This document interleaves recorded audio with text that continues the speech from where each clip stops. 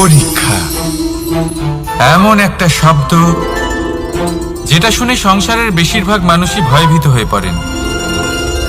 কারণটা কি? অসফলতার ভয়। পরীক্ষা এই শব্দের যদি আমি অন্য দিকটা দেখাই, তার তাৎপর্য এই নয় যে আপনার দুর্বলতা সবার সামনে তুলে ধরবে। এটা তো হলো সেই যুক্তি যা আপনার বল, সাহস, শক্তিগুলি সবার সম্মুখে তুলে ধরবে। আগে হ্যাঁ, এটাই হলো সেই যুক্তি। আপনি নিজেই কখনো দেখবেন পরীক্ষার সময় আপনার অন্তরের অনেক গুণ বাইরে বেরিয়ে আসে। এমন কোনো শক্তির উদ্ভব হয় যার বিষয়ে আপনি নিজেও জানতেন না, ঠিক কিনা? তাই এই পরীক্ষাকে কখনো ভয় পাবেন না। বিশ্বাসের সাথে নির্ভীক হয়ে এটার সম্মুখীন হন।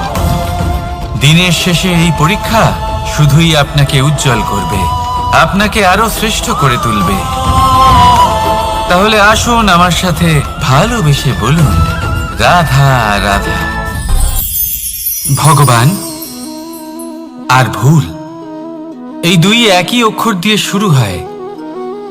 শুধু তাই নয়, এদের দুজনের রাশিও সমান। এবারে আপনারা বলবেন যে ভগবান, ভুল, এদের মধ্যে কিভাবে মিল থাকতে পারে? অনেক বড় মিল আছে। না শুধু এ এক অক্ষর দিয়ে শুরু হয়, বরং এদের বিজয় মন্ত্রটাও এক। ভগবানকে মানুন, তাকে বিশ্বাস করুন, তাকে স্বীকার করুন। এটা করলে মনের দৃষ্টি থেকে ভগবানকে দেখা যায়, আর উনি আপনাকে সমৃদ্ধ করে তোলেন। ভুলের সাথেও এটাই ঘটে। নিজের ভুল স্বয়ং মেনে নিলে, স্বীকার করে নিলে সব কিছুই স্পষ্টভাবে দেখতে পাবেন। যেদিন থেকে আপনি নিজের ভুল মেনে নিতে শিখবেন, সেদিন থেকে সেই ভুল শোধরানোর প্রক্রিয়াও শুরু হয়ে যাবে। আপনি বুঝে যাবেন নিজের ভুল কিভাবে শোধরাতে হয়। তাই মনে রাখবেন, নিজেকে শ্রেষ্ঠ করে তোলার জন্য নিজের ভুল স্বীকার করা অত্যন্ত প্রয়োজনীয়। এই জীবনে শান্তি আনার জন্য ঈশ্বরকে মেনে নেওয়া অত্যন্ত প্রয়োজনীয়। সবসময় নিজের গুণ এবং নিজের দোষ মনে রাখবেন। আজীবন সুখী থাকবেন। রাধা রাধা। আমরা সবসময় চাই যে এই সংসার আমাদের জ্ঞানী বলবে, বুদ্ধিমান বলবে, বুঝদার বলবে, কিন্তু মূর্খ, মূর্খ যেন কেউ না বলে। মূর্খ শব্দটা আমরা কেউ শুনতে চাই না, দূরে পালাতে থাকি। কিন্তু একটা সত্যি সবার কাছে অজানা, যে মূর্খ হওয়া হলো বুদ্ধিমান হওয়ার দিকে সর্বপ্রথম পদক্ষেপ।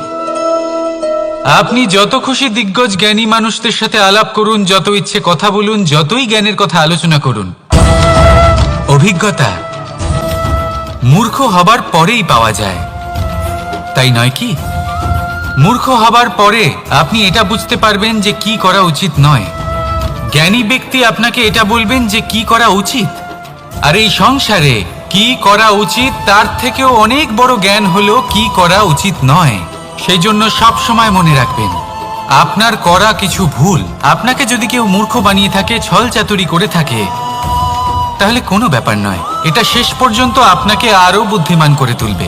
এই মুহূর্তে ধন্যাত্মক থাকুন। এই সংসার আপনাকে অবশ্যই জ্ঞানী বলবে। রাধা রাধা।